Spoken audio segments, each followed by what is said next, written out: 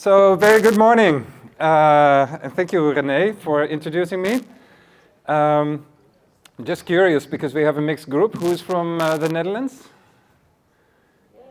Okay, very good. The Netherlands is sitting in the front. Who's from Switzerland? Okay, very well represented. Okay, you Swiss guys, I put some Swiss slides into my presentation, especially for you to make you feel at home. So I hope that's going to work out. I teach twice a year at the university in Zurich, so I come there quite often. So when René told me there's a whole Swiss delegation, I thought, okay, fun. All right. I would like to give you an introduction of how we work in practice on creating human-scale cities, which is what we call the city at eye level, the city you experience around you, walk on the street as a pedestrian, and you look around you. And we would like to go into the mechanisms. It's going to be like until, what time did we say? Like for an hour, right? So yeah. 11:15? Yeah. Okay, let's aim for that. If you have any questions in between, please ask, right? Just raise your hand, and it's always good to have some moments in between, so please do not hesitate. First, a bit of an introduction of who I am and what I do, and my organization called STIPO. STIPO was started at the University of Amsterdam and became independent over 30 years ago now. And we started STIPO to help create better cities as a reaction to the quite terrible development that was happening in the 60s, the 70s, and especially the 80s. And we thought we should provide an alternative. I started researching what are the characteristics of neighborhoods that are long-lasting. What are the neighborhoods in our cities that are there for decades, for centuries already? And what are their mechanisms and secrets? Because if we can understand their secrets, then we can build more sustainable neighborhoods. And these are the core values that came out of that research. So very much human scale is very important, but for instance also the quality of public space, the mixed use characteristics of urban environments so that you don't depend on one life cycle in the district, the mental ownership of users, the soul of the city. So these are core values that we use as a fundament whenever we work on a new development somewhere. So we don't just do any kind of development.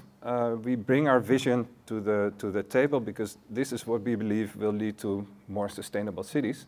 And by the way, a lot of our work right now is to demolish and reinvent and transform the areas that were built in the 80s. So that's only 30 years down the road. That's not very sustainable, right? So sustainable areas is much more than just only the environmental side as far as we're concerned. Oh, and by the way, René asked me to highlight the Schouwburgplein. This is on the Schouwburgplein. A group of you are working on that. Who are working on the Schouwburgplein? The guys are over here. Okay, great. Okay, a wonderful place in Rotterdam. Well, it's a bit rainy now, so you can't really see, but about 10 years ago, the whole Schouwburgplein was always empty, no matter when it was raining, whether it was sunny. And we started reactivating that Schouwburgplein with a square manager, with a coalition of the surrounding cultural institutions, trying to activate the square again, because it lies right in the heart of the city of Rotterdam. It's probably the most important square in the city of Rotterdam. And then how is it possible that the square is always empty? And one of the reasons we see and we have learned over the years is that one of the reasons it was empty is that it was only created from a design perspective, not from a user perspective. So it's very nice here you have wood, but further down you have, for instance, you have iron on the floor. It may look nice on your design pictures from the air, but it's terrible when you walk on the ground, when it's a bit slippery, you fall and break your hip. You don't want to sit on that. So one of the things we started doing is to introduced movable furniture, like the sofas you see here, which we stole from Vienna in the Museumskwartier. It's always very important to steal good ideas from elsewhere. And for instance, we also, that's not in this picture yet, but we also put down the flying grass carpet, an artificial grass soft surface on a warm day. Nowadays, up to 80 groups of people are using the square. So this is the kind of intervention that we like to be involved in on the public space scale. But for instance, we also work on developments like this. This is a tender we just won with a developer in Nijmegen, more towards the east of the Netherlands, a high-rise building. And you expect something about human scale, and you might not expect something about high-rise then. But for us, high-rise is part of the language. There's just bad and good ways to do high-rise. So we are involved in projects like these to make sure that you combine high density, you combine high-rise with a great human scale. And social quality. One of the things is that living in high-rise, the higher up you live in the tower, the more detached you are from public space, from public life. And we are facing a loneliness epidemic in our cities. There's more and more single households in our cities. And if you're not careful, then you build towers of loneliness where people are very, very unhappy. So one of the things we designed here is that every part you see is a small village with their own common spaces inside the tower for meeting up, for socializing, organized around various lifestyles.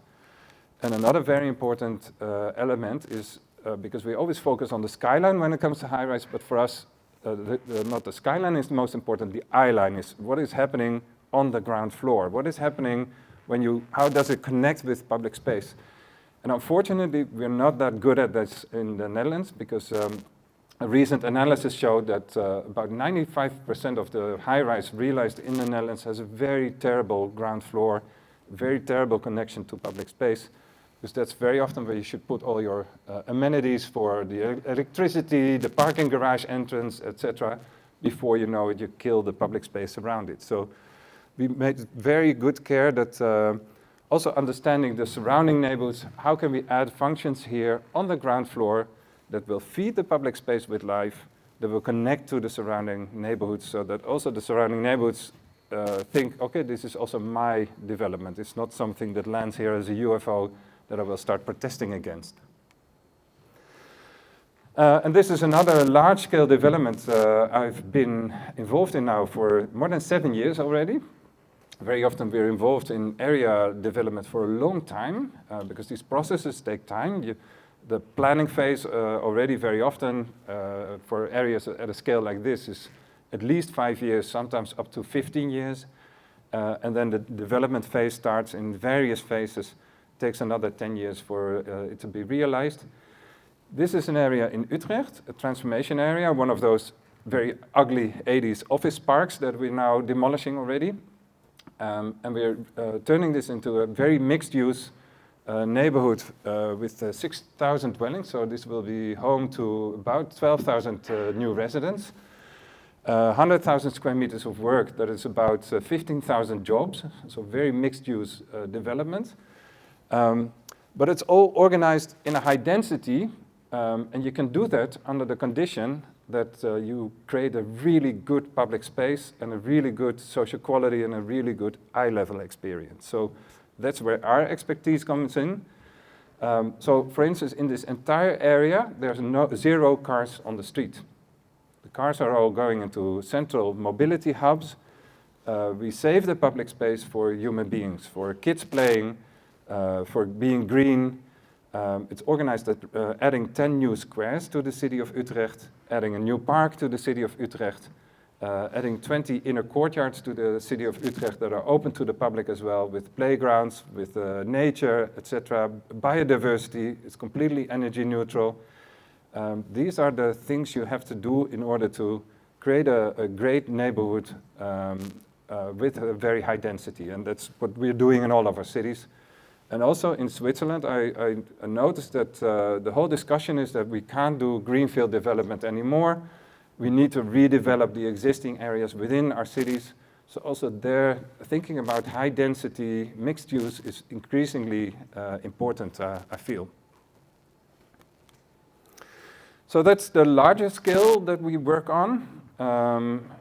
When we zoom out even more, then we also work for the ministry to develop the strategy for the new areas in the Netherlands in the next 40 years. So that's got various scale levels from the Schouwburgplein on the local spot to the national strategy for urban development. But we also like to zoom in, and as René said, we very much want to co-create the city with all the creatives, all the users. They bring a quality that formal investors can never bring. And for us, it's not either or. It's not either top-down or bottom-up. It's the combination of both. We like to seek development that embraces both. But the city makers and the place makers, they come up with concepts like these that a regular developer would never come up with. And they're also very valuable for the urban environment. This is completely circular environment created by a young female architect in Utrecht called the Hof van Cartesius. And she analyzed that the CO2 output in the Netherlands, we discuss right now very much about the agricultural sector. However, the construction sector produces an equal amount of CO2. And that's because of using concrete still, of a lot of waste in the construction industry.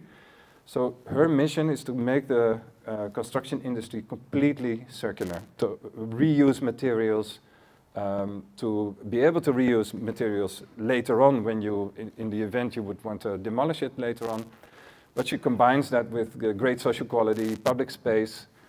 So this is a collective of creative offices, all in the circular economy, that each pinned their own place and created a lot of diversity. We help them because then they flourish in the temporary phase very often when a piece of land is lying vacant in awaiting new development. We help them to buy their land and become permanent and to grow 4 times as large as well. So this is another project we launched. It's called the Placemaking Investment Fund, or the Stadmakersfonds. And then lastly, another hat I wear is that I'm one of the board members of Placemaking Europe. This is a network in Europe connecting these values, connecting people who want to develop the city along the lines of these values. A lot of young people, a lot of more experienced people, great mix, bottom-up grassroots initiatives from all over Europe, but also people working for municipalities who want to change the way that development is happening. An increasing amount of real estate developers, so a lot is changing in that world as well. We have over 5,000 people connected now all throughout Europe. And by the way, for you guys in Switzerland, in January this year, the first national network for placemaking was launched under the umbrella of Placemaking Europe, which is called Placemaking Switzerland. So you can connect to the guys at home as well. Okay, that's kind of the introduction, so that you have a bit of an understanding of what we do in daily life. So we are a consultancy. We work for profit, for municipalities, for real estate developers, for national governments, for housing corporations. But we do that with the idea that impact comes first. So profit is not our main goal, impact is our main goal. And the profit we make, we use to reinvest into impact. And that's how you can set up a City Maker Investment Fund. That's how you can set up a Placemaking Europe network. And that's how you can launch a research program and write books. Because I can tell you, writing books costs a lot of time. So there's a lot of passion hours in discovering this. So let's go to the City at Eye Level program then. It's a program we set up about 12 years ago because we felt there's not enough knowledge out there to understand why do we like certain environments as human beings. Why do we experience a street that is nice? What is going on there? Why do we think it's nice? What are the criteria and the mechanisms behind it? So it could be a street like this. This is, happens to be in Thessaloniki. And I hope you all have that feeling that you're on holidays, you're visiting a new city, and you're just walking around, you don't have a clear plan, and just discovering the city, and all of a sudden you see this street on your right that your gut feeling tells you, I want to go there. It feels nice there, right? So that feeling, that gut feeling, we're trying to capture into words, because if we can understand how that works, then we can repeat it more often in the newly built parts that we create. And I would say we don't do that enough, because about 95% of the new development doesn't really do that. So we are really on a mission for systemic change, to change the way we develop our cities. Now, when it comes to quality of public space, there's a lot of criteria, but I find two are really the most important, at least in the Western context. We also give these presentations in the Middle East or in Asia, then you need to use other indicators. But in the West, I would say if you help to create a public space, and you want to know, did you do a good job? There's really two criteria that you should remember. Do people take off their shoes? Because if you take off your shoes, then you feel comfortable, right? That's what you do at home. Then you manage to bring that feeling of your living room outdoors into the public space. And then it's not a space anymore, then it's a place. Then it's a place where people feel at home. So take off their shoes, of course not in the wintertime, hopefully. And then do people cuddle? Do people show affection in public space? Because again, that's a sign that they feel very much at home. So analyzing the Schouwburgplein, for instance, well, taking off the shoes right now in this season is not a good indicator, but maybe on a sunny day, you can see how do people behave, observe what they do. Are there telltale signs that people feel at home? So for instance, analyzing a public space, we never just count the amount of people who are there, we count the groups of people who are there, because that is an indicator that people are interacting, that they're meeting, that the public space is functioning as a social place, not just a transition place to get from A to B as quickly as possible. Now, for some reason, our ancestors knew all this. So everything that was developed before the war, before 1940, more or less has these qualities of a great city at eye level. And we don't want to be traditionalists. We don't want to copy the form, because it's not about copying form, like the Congress of New Urbanism would say in America. We're not in favor of that. You can have a very modern architecture, but it is about understanding the mechanisms behind this. So a very important part of the city at eye level is what is happening on the ground floor and the way you interact as a pedestrian on the sidewalk with the ground floor and the shop that is behind it, for instance, if it's a shop. Now there's something in this picture that is very important for that. So who can guess? Who can see what is happening here? Why is this a good ground floor? Why did our ancestors design it this way? Yeah. Diversity and like open, like you can look into the buildings and it's different. Okay. Like experience. Hold on, I will repeat for the whole group. So you say diversity, yeah, very important, we will get back to that. You can see into the building, there's transparency. So there's a relationship between the inside and the outside. What was the third thing you said? There's like, those two make like an experience. Yeah, okay. It's not a blank wall. Yeah, so there's no blank wall, there is an experience really that is enticing, inspiring, and etc. Okay, very good, very good. Why is this transparent? What is the little secret that is in this facade? And there's a lot of designers in the room, I think. Why is this transparent, guys?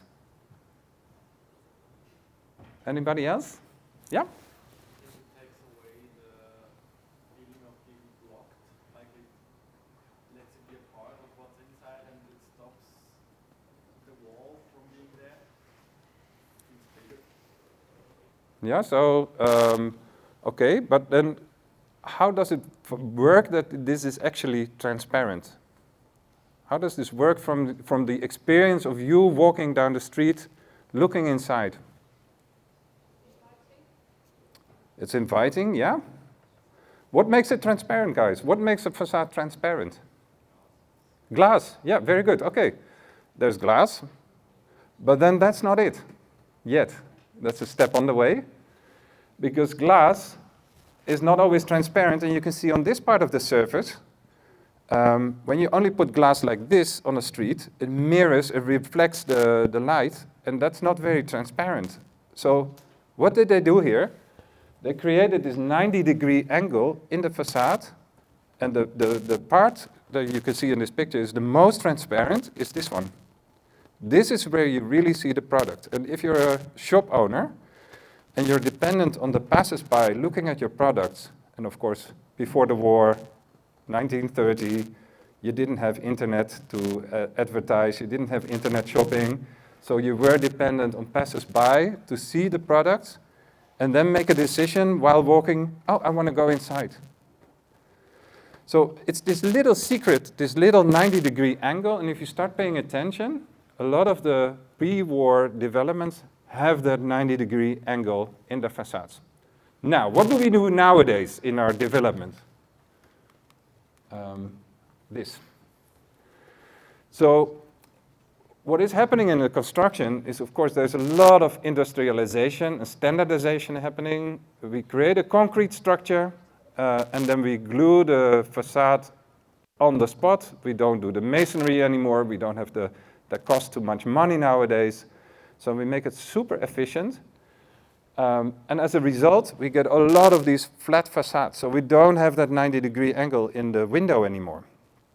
And this is only really very boring, very reflecting, not very transparent. In this way, glass is absolutely not the same as being transparent. So this is just one of the many, many lessons, one of the, I would say, 200 lessons that we derive from analyzing how does that work with a great city at eye level. And once you know it, you can decide to design your own ground floors with these lessons in a good way. Because it can be like this as well. And then for the Swiss guys here in the crowd, but there's a lot of bad Dutch examples as well. This is what we've been doing recently, right? This is the kind of streetscape that we create. Not very connecting, not very inviting. This is a shopping mall inside Zurich. There's a lot of shops in here that need to be advertised on this board, otherwise you would never know. It's a complete introvert building. It doesn't connect with the street. It doesn't feed the street with life. Only these brave people use the stairs as a bench to create some degree of life. Or we create residential environments like this, super sterile. There is green space in between, but there's no social life. There's absolutely no social life in here. Or this facade, these are all pictures that I use in my Zurich lectures to make people aware of what it is that we are doing constantly. This represents, I think, about 95% of the development nowadays. And that's not creating a great city at eye level. So we lost a lot somewhere between 1940 and now. Whereas, of course, there's luckily also good examples, but they are a minority. This is, for instance, King's Cross in London that was deliberately designed from the very first start around the concept of social quality, great public space, social interaction, and a great city at eye level. Similar to what we're doing in Merwede now in the transformation area. So those are the kinds of lessons we'd like to learn from cases, take out and then pass on, implement them ourselves in our own projects. Of course, walk the talk, right? But then also hopefully spread the knowledge through lectures like these, through making the books available open source. You can download them all for free on the website. Up there is the Portuguese translation that has René's name on it. Being open source, you often get reactions. Hey, you didn't write about kids, for instance. Somebody told us, so we said, okay, let's co-produce a new book, especially focusing on the city for kids. How do you create a great city for children from that perspective and with children? Somebody came from Asia and said, we love this book and we need it in our cities very fast because we're growing and only quantitative growth, no qualitative growth. But we're sick and tired of getting the Western examples the whole time, so can we please write a book with our own good examples, because we have our own culture, we have our own temperature, our own climate, so we need to adapt these lessons to our own context. So that's where this book came from. So you can download them all on the websites for free. Now, and what it all comes down to for us, because there's a lot of designers, I think, in the room, right? Who of you have a design education? Oh, not actually that many, okay. And what are kind of the other backgrounds that we have in the room, just to understand who are you guys? So we have design, urban planners? Yes. Yeah, okay. Some? 50-50? Some of the others? What are you guys up there? What is your background? Multimedia, okay. So it's a very diverse group, I guess. Other disciplines? Those two, yeah. Yeah, those two mostly? Okay, all right. Communication and multimedia, right? And communication as well, okay. But, it doesn't matter, because you just need to bring your common sense to understand these processes, and everybody can learn about this. Also, we in Stiepel, we have a very mixed team with anthropologists, urban planners, psychologists, economic backgrounds, etc. Everything you need to create a good city. I was just wondering, because people who are taught design, they often only think about the hardware part, as we call it, the design part. Whereas for us, it's about the combination between the social life and the design of the environment, and they should support and interact with each other. So software and hardware, that's what we say. And for me, this picture represents this, because this old man, this is in my hometown in Amsterdam, and of course I always take a lot of pictures, walking, observing what the people are doing, and I like this little scene of him reading a book in public space. And of course, once I took the picture, he asked me, "Why are you taking a picture of me?" And that's how you start a conversation. And I explained him what we were doing, and he said, "Yeah, I really like to be once in a while in front of my home on this little stoop here, this what we call the hybrid zone or the encroachment zone, right? The transition space from private to public that connects to public space." And he said, "Yeah, because I live alone. I like to be on my own, but sometimes I want to be part of public life. And I bring a book because I feel that without the book, I'm not allowed to be here. So I'm spying on people, which is in fact what he's doing, of course. So the book is only a mask for him. And he also said that I already know that I'm not going to read that book. It's just a cover, because the neighbor passes by and you have a chat. So we know from studies that if you have this zone, that accounts for 80% of spontaneous contacts in the neighborhood, or social contacts in the neighborhood. So for us, this idea about the city at eye level is not just only about creating a nice to see, a nice to experience city, but it's a layer deeper. It's also very much about building social capital in our cities. It's about building economic capital in our cities. It's about building green capital in our cities. So here's the research that if you don't design this, like in the Swiss pictures I just showed you, then you miss out on 80% of spontaneous social contacts in the neighborhood, and then people get more lonely. And when people get more lonely, they're more unhappy. When people are more unhappy, they're more unhealthy, and that comes with the great societal costs in terms of the health insurance and et cetera, et cetera. We also know that the higher the social capital of a neighborhood is, the smaller the chance that people actually die because of either crime or natural causes. So that's the direct relationship we see between creating a great city at eye level and the health of people and the social quality of people. So for us, this is really about a lot of values that we aim to create in the city. Okay, then maybe we should try to understand a little bit what happened then after the war. Why did we go wrong? Why are we not, if this makes sense, right? I mean, it's just common sense to develop a city like this.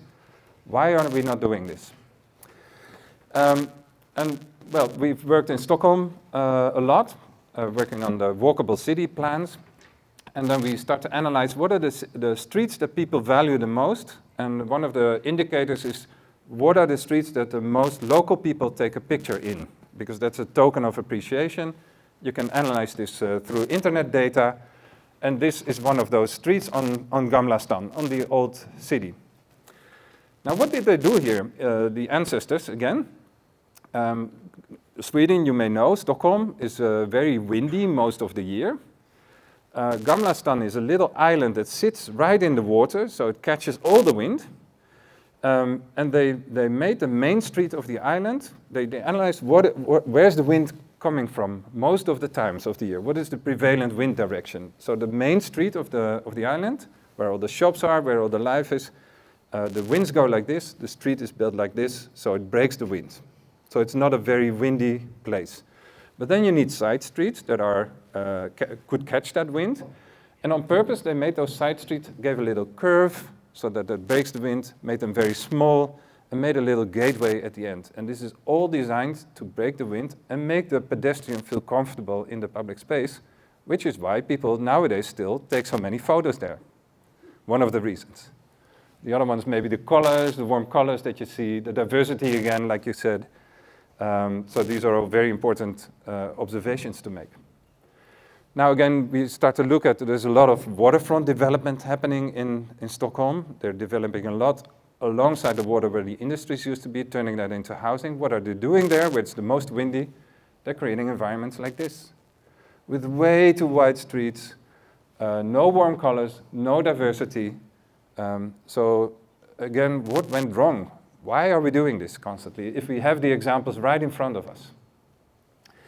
Well, of course, at some moment before the introduction of the car, it is the universal law, people are willing to travel for an hour, but if you don't have a car, traveling for an hour means walking 5 kilometers, right? That's kind of the span within which everything needs to happen. So that is why all the cities are so mixed use, because all the shops, your work, everything had to be within that 5 kilometer radius. Then, of course, the car was introduced. This is a former beautiful waterway in Utrecht, the Katerijnensingel, which, by the way, recently was turned back into a green waterway again. But this is what we built for in the 60s, in the 70s. But then, and this is still very present in all of our cities, taking away a lot of human skill, forgetting all about these little mechanisms that we were talking about. But then something else happened. Who of you know whose hand this is? Corbusier. Yes, Le Corbusier. And who was Le Corbusier? He was a city planner who designed plans for mainly big cities like Paris and I think also Amsterdam. Very good. Okay, so Le Corbusier was an urban designer, and he wanted to change the way we develop cities and make it more rational. So he was a modernist. And what you see underneath here, all these towers that are all the same, that was his proposal for the inner city of Paris. So he wanted to demolish the historic inner city of Paris because they found it a nuisance, it's too chaotic, it's too messy, it's not rational. Let's demolish the inner city of Paris and let's rebuild it with these towers. So I guess most of you have been as a tourist, visiting the historic inner city of Paris. I think we can thank the Lord that it didn't happen, right? However, unfortunately, these developments were built on the outskirts of Paris a lot and on the outskirts of all of our cities in Europe. We had a lot of modernist buildings. Now, I don't know how much you guys know about Le Corbusier, but this plan is called Le Plan Voisin. And that's another important thing to realize. Why is it called the Plan Voisin? Do you happen to know? Not really. No, okay, no. You're already answering, so let the whole crowd do something. But most people don't know, most architects don't know, most urban planners don't know. Voisin was the leading automobile industry. The automobile industry was sponsoring the modernists to mass introduce cars into the city system and create urban environments like this where you can't really walk anymore, so that you have to buy a car. There was marketing strategy behind this. That's very important to know, because then we realized kind of the forces we are working against. And they even managed to get this on the global level into the urban program of the World Urban Agenda of the United Nations, the UN Habitat. And then the World Bank in the 60s and the 80s gave a lot of loans to fast developing cities and said, you have to develop your city in this way. So this was very, very impactful, unfortunately. So those are kind of the mechanisms we're working against. And one of the reasons why this book was also used in a lobby to help create a change of that World Urban Agenda. They change it every 20 years. It was just now recently, about 10 years ago, was changed in the Quito conference. And now all of a sudden we talk about human scale, we talk about public space quality, etc. So even on the highest level, it's important to contribute to systemic change, we feel.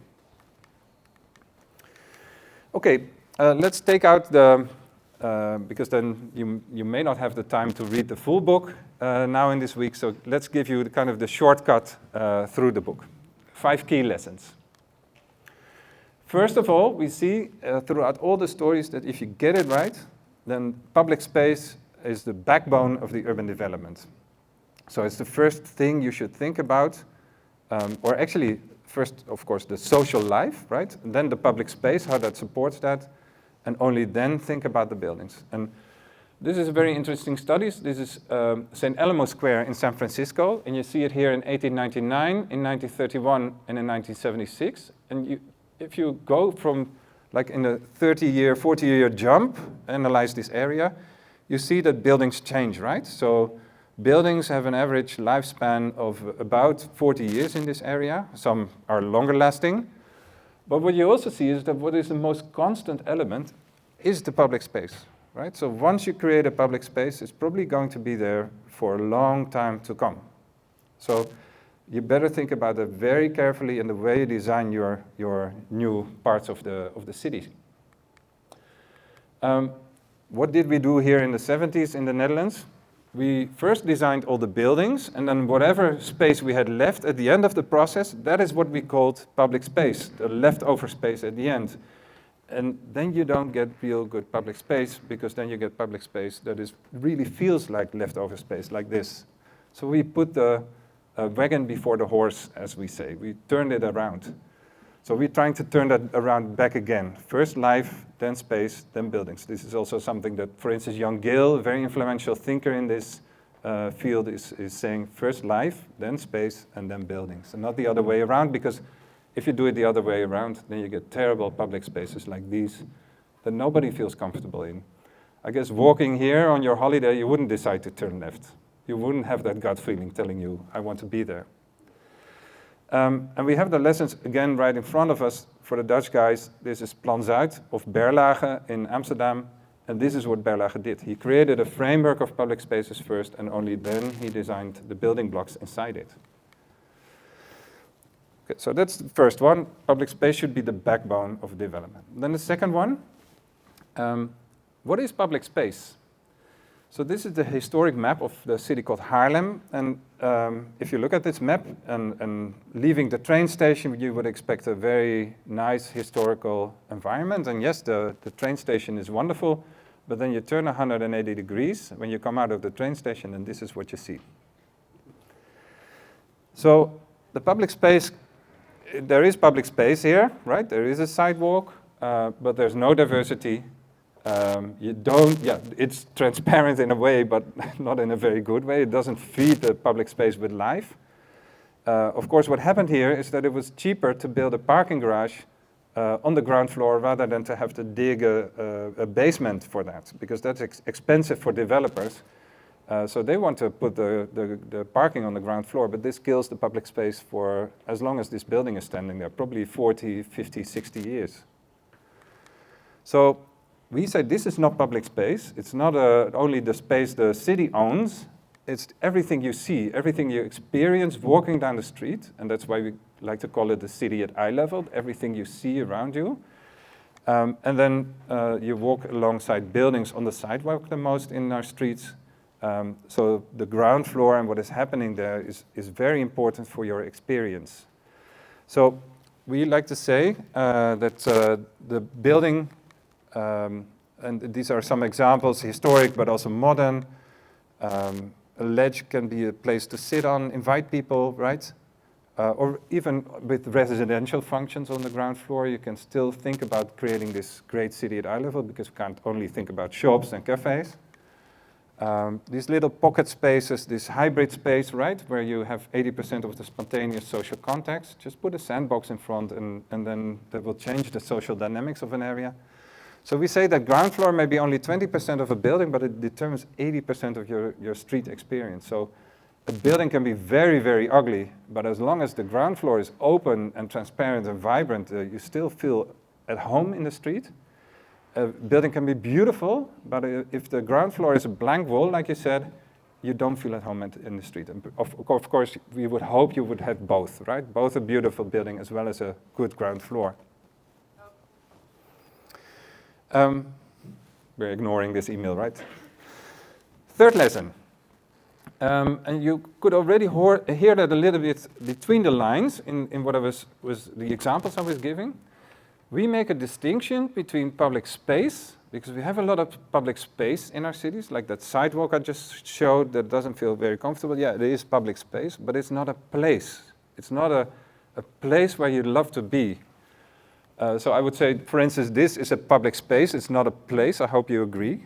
It's not something where you would feel very, very comfortable or where you would like to meet your friends, right? And by the way, these are benches. Nice to manage, but not very nice to sit on. And this would be a place. This would be a place for us where people feel at home, where they're smiling, where they're meeting in groups. So that's exactly what we wanted to do in the Schouwburgplein, is to turn that Schouwburgplein from a space into a place. Yeah, right? So there's the difference between these two words.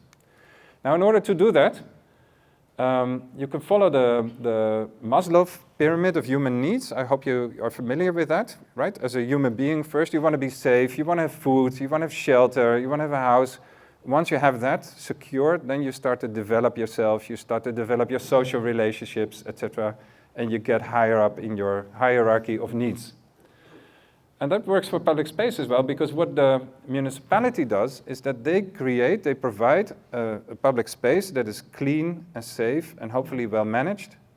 But that's not a place yet. A place has more the characteristics that it's social, active, fun, creative, and inspiring. So in order to turn a space into a place, this you really only achieve if you do that with the community, with the people who are living there, with the shop owners who are owning the shop there. So then you need to really co-create. You can't just only do that from a municipal point of view. This is the kind of space you get when only the municipality is involved. This is the kind of place that you get once the users start to co-create the place. So to get from space to place, you need co-creation with the community.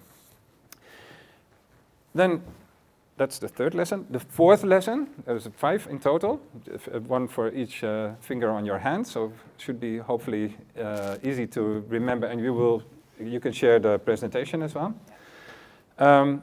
What is in the book is that the key to success is the combination of not just only hardware, not just only creating a new design for environments, but first think about the life, the users and the activities, the social networks, the communities, etc.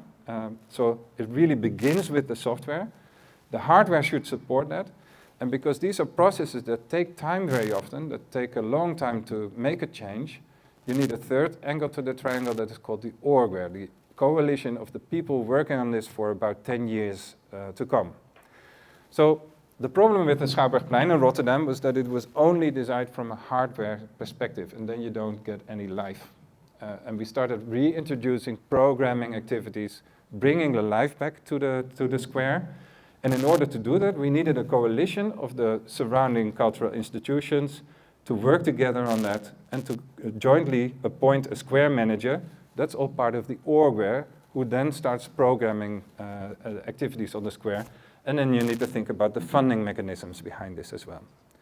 So all the good examples in the book have these three elements. So if you want to create a great place, a great city at eye level, you have to think about all three of these angles of the triangle. Could you please, because you said quickly we had a square manager, but I don't think people know. Yeah. So normally you have the city who manages a square, keeps it clean. You know, the cleaning trucks come by, they empty the waste bins, and etc. That's the kind of management we normally have. The square management that we introduced is a square manager that organizes activity for people, things to do. So for instance, somebody said, let's do yoga lessons on the Saturday morning that everybody in the city can join. And the first time we did it on the square, about 20 people showed up and started doing yoga in public space, and a lot of people were passing by and thinking, who are those idiots? And then, because we do that every Saturday morning, now it's a tradition that draws in about 300 people every morning. It's up until now, the yoga? Yeah, it's still happening. So that's how you can activate and turn a space into a place. And these are kind of activities that come and go. But then as the square management also started to think about how can we introduce a more daily kind of use, a daily life, and then you need a softer surface. So that's why the flying grass carpet, for instance, was introduced. So it's the kind of activation, programming, social activities on the square. I hope that answers the question a little bit. No. Okay, and then the last lesson is that environments should invite the users to co-create, the residents, the people who live there, because then you really create turn a space into a place. Richard Sennett, very influential thinker with Saskia Sassen, Ricky Burdett, Joan Cloos, the former mayor of Barcelona. They came up with a new charter for the global agenda, and they said places need to be incomplete, because if they're too complete, too over-designed, like some of the pictures I showed in the beginning, they don't invite the users to co-create. So let's give some practical examples of this. Having a market out on the street means that you're co-creating this place. If the market vendors wouldn't be there, this place would be empty, and then it wouldn't be nice to be here, and now it's full of life and full of people. That's a way to co-create. A great ground floor is a way to co-create the city at eye level, because looking inside the shop, seeing the egg tarts that they sell, smelling them, is all part of your experience all of a sudden. Placing an artwork on a terrible wall with a lot of aircon vents, this would be a quite terrible wall, but somebody was kind enough to turn that to co-create it, to turn it into a piece of art. Or we have the example very much at hand here in the Netherlands. We have this system called a facade garden. So if you want to have a little garden as a person living in one of these buildings, you can ask the municipality to come by and to take out the first tile of the sidewalk, if the sidewalk is wide enough, of course. They will come and help you do it. They will put in soil as well as the municipality, but you, as a resident, you are responsible for keeping your garden, because if you don't keep your garden well, then the municipality comes back and closes it up again. So it's a very simple thing you can do to co-create a street, because what really happens in practice is that the neighbors start to compete with each other for who has the most beautiful facade garden here. And then it creates diversity again, and that leads to a much warmer, you can see that people put their love into the street, and then you immediately feel more at home as well. So this is examples of incompleteness of co-creating a street. Even to the little potholes. So if we walk around in the city, we always look for these telltale signs of mental ownership. Somebody was kind enough, this pothole in the sidewalk, to plant a plant there and look after it. So that's putting a little bit of love into the public space. So when you work on your plans, I hope you can take these 5 lessons as a starting point or as an inspiration to create a better city at eye level. So use public space as the backbone, as the first thing you think about, then only design buildings. Think about the total experience, the 3-dimensional environment. Think about co-creation with the users, and think about software, hardware, and orgware at the same time. Where are we on time? So if it's all about the experience of the pedestrian walking down, you and I walking down the street and everything we see around us, then it's very important to understand how that mechanism works. You mentioned diversity, very spot on, but why is that important for us? Because if you understand it, then it's easier for you to put that into your urban development processes. So first of all, there's a lot of environmental psychology that analyzes this, how we get a lot of signals from the city around us. Our brain registers and filters that, and that leads to our perception. I won't go into that now too deeply, but I will give a couple of examples of this. So first of all, we have the same eyes as frogs.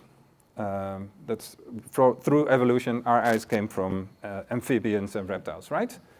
And the thing about frogs is that if you put a cup here and you put the frog here and the cup is standing still, the frog cannot see it. Because the frog eye can only see movement. When a fly passes by, you need to catch it, and that's how you survive. So we have the same eyes.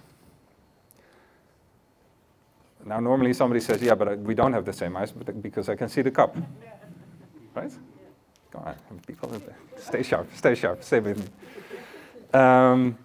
So evolution has a little trick because they make our eyeballs tremble the whole time so that, relatively speaking, the cup moves and our brains correct us for it. And that's how we don't become dizzy and we can still register the cup. Do you understand the process? Okay. Now what does this have to do with the city at eye level, you might want to know? If you create a street like this that is very boring, very much the same, our frog eye, you and I both have frog eyes, just remember that. Just think about your frog eye the next time you walk down the street and you think, why do I like this? Why don't I like this? Well, your frog eye doesn't like streets like this because then your frog eye gets bored. It's a lot of the same, it's a horizontal orientation. There's no diversity in here. There's no interaction between the inside and the outside. This is not creating a great city at eye level experience because of your frog eye. We know from research that young Gale conducted that people walk faster in streets like this. They feel less comfortable. He counted how often do people turn their heads while walking down the street because something is attracting their attention. They hardly do it in streets like these. They do it a lot in streets like these with a lot of diversity. Every 10 meters, something new is happening. There's a new reason to go inside and outside. There might be different scent coming out from the stuff they sell. There's a lot of colors. And once you understand that this is the kind of street that we like with our frog eyes, then you can put that into your design process. Then you don't want to allow large-scale urban blocks of 200 by 200 meters to be built. You want to create, indeed, a lot of diversity. So there is actually a reason why that diversity is important for us. And then we do counting, because we want to make it scientific, of course. And in great streets, this is the amount of units that you have on the ground floor for shops, for houses. So the amount of units per 100 meters. So this street here in Amsterdam, great street, has 22 units per 100 meters. So that means every 4 meters there's a new shop, a new reason to go inside and out. Very fine-grained.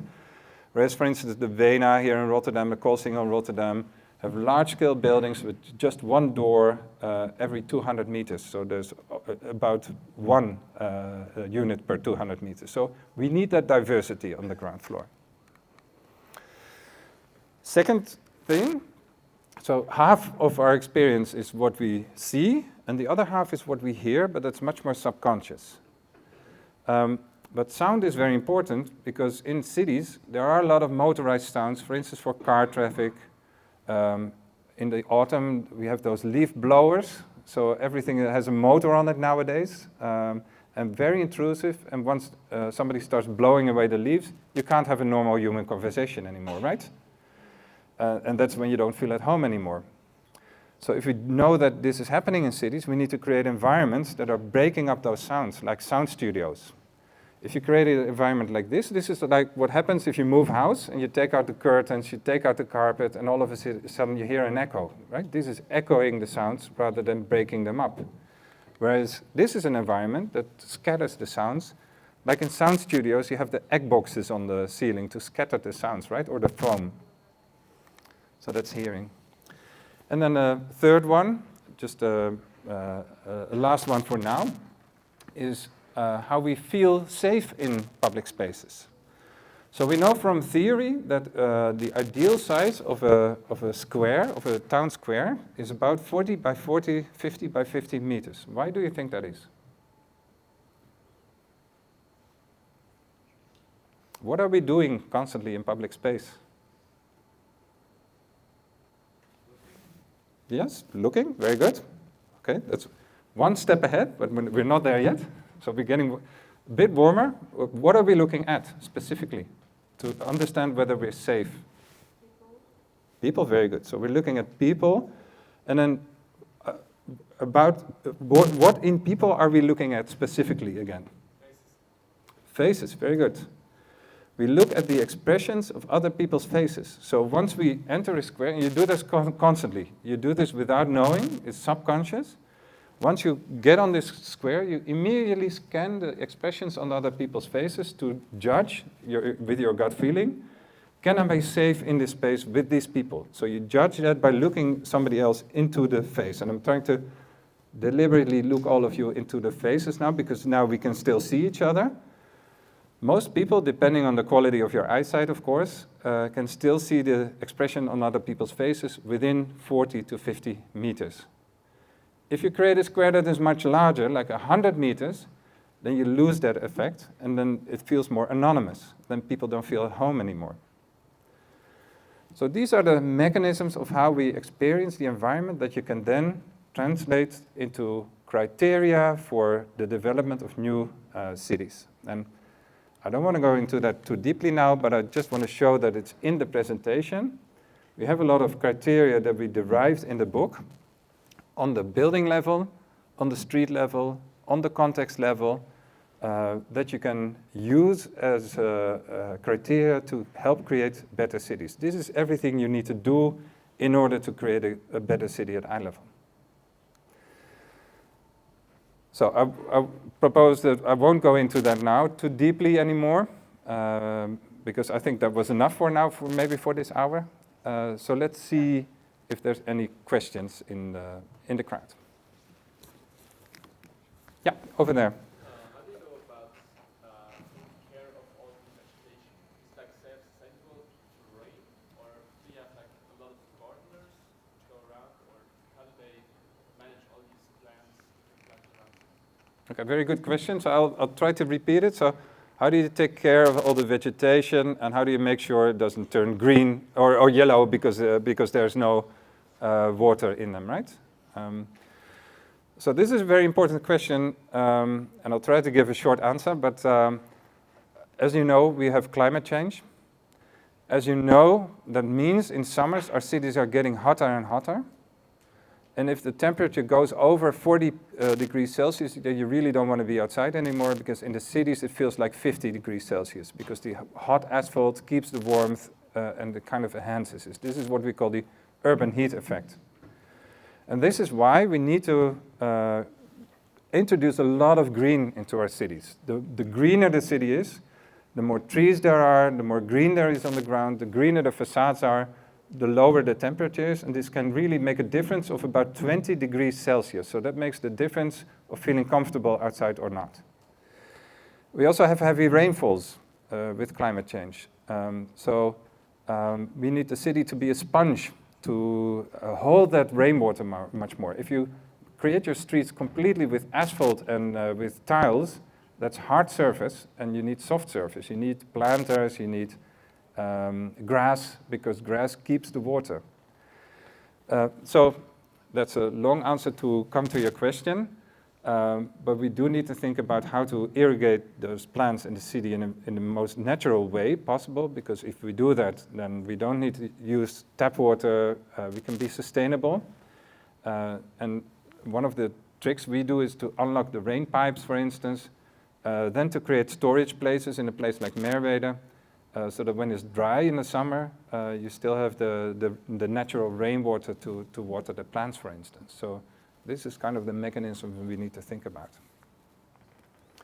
Also, we know that on a more micro level, creating a facade garden, it only really works if there's a home in with a door to the facade garden. If you have to walk from the first floor down with your little water thing, what is the gieter called in English? I never know. Help me out. Water tank. With your water tank to water the plants, you don't do it anymore. Maybe the first week, but then not the second week anymore because it's too much of a hassle. So you need to think about these things. Good question, thank you. Yes, you over there. Same with garden keeping, but the simpler you build a street, the cheaper it gets to build. How do you make like low cost, high quality, high level construction? Yeah, this is a very important question. So the question is, the simpler you build a street, the cheaper it is to build. So how do you create low-cost, high-quality environments, right? First of all, that's why we like placemaking, because with placemaking you can do a lot with what we call lighter, quicker, cheaper. It doesn't cost a lot to mobilize all the neighbors, take out the tiles, and to create a garden together, and then to put your love into that. It doesn't cost a lot to create a facade garden. You only, as a municipality, have to take out the first tile, provide some soil, and then the residents will do the rest if you organize that in a good way. So it doesn't have to be very costly. But of course, there's a lot of mechanisms in urban development aimed at lowering the costs, short-term profit orientation of developers, for instance. So that is important to be aware of, because then it's cheaper to build a parking garage on the ground floor rather than to do that underground, because that's expensive to build. So you have to be aware of that in order to prevent that from happening. And what we like to say is that, yeah, in the short term it might be a cost, but in the long term it is a benefit. Because if you build environments in a low-cost, terrible way, then that comes with a great cost, for instance, for the health insurance system, because then people get sick, they feel lonely, etc. So the value really of this vision on the city doesn't lie on the short term, it lies on the long term. So that's why this orgware is so important, because you need to change an existing system that is completely oriented at short-term profit orientation very often. So in Merwede, we really take a longer-term investment perspective in order to make those investments. Yeah, René? And you have another question, right? So. Or maybe you go first. Is it go ahead? I just wanted to go ahead. My question would be like, you sell to private companies mostly, not to the city. Yeah, you sell to private companies mostly and not to the city, that's true. But by tendering, by the contract through which you sell, you can arrange a lot. Through your public zoning system, you can arrange a lot. But you just have to think about the right criteria then, and that's very often what we're not doing. There's a lack of awareness of this. So for instance, they create high-rise buildings that have facades like these in the Netherlands. And that's terrible for public space, because the wind blows, and then the wind is caught here and brought to the public space, and the street is always windy and will never turn into from a space into a place where people want to sit down, because it's just too chilly the whole time.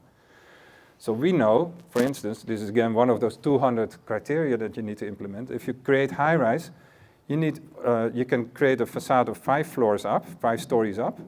Then let the mass jump in like 5 meters. That's called the step back in the facade.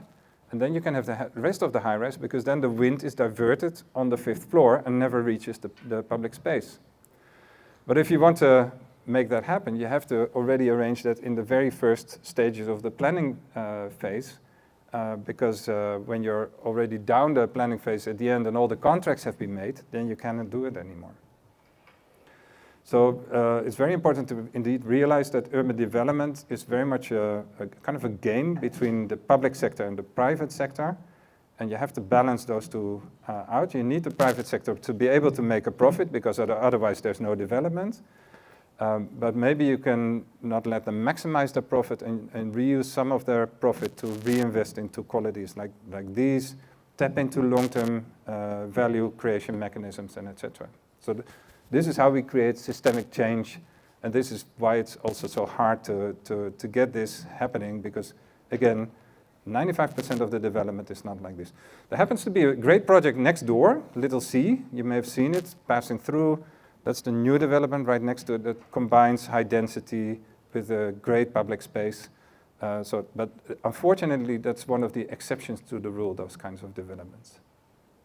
Yeah. René, does your question tap into this? Yes, well, it already did, and you answered it. But I think it's good to know the you are talking about often is municipality or government. So you have to set criteria. You, in that sense, is it's the municipality. Yeah, we work a lot for municipalities or for the combination of, so for instance, the Merwede project, about 8 real estate developers bought up the land, and they've shaped a coalition with the municipality. They made all the plans together, and they, fortunately, we were asked to be on board from the very first start to say, okay, you can build in a higher density, then you can earn more as well as a real estate developer, under the condition that you invest a lot into the quality of the city at eye level as well.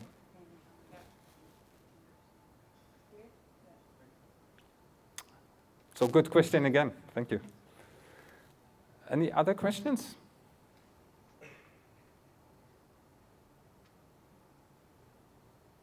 Okay, not for now. Then let me end by saying that everything is open source, so if you want to know more, you can find a lot on our website, tools, books. So please use them. Please share the presentation. Please use the presentation, because our aim is that other people use these insights as much as possible. If you want to join the vibe of the whole European network doing this, there's always every year the Placemaking Week Europe happening in a city somewhere in Europe. This year's city will be announced very soon, and it's happening the last week of September. For the Swiss guys, there's the Placemaking Switzerland. So if you're interested in that, let René know, and then I can connect you with the people organizing that. And they need everybody they can have to make that change. And as TIPO, we also have internship programs that might interest you. Every half a year, we have 4 interns, 2 from abroad, 2 Dutch-speaking interns. And we invest a lot into knowledge building, like the knowledge like this, learning on the job. So if you're interested to learn more, then you can always apply for an internship as well. Great. Thank you very much.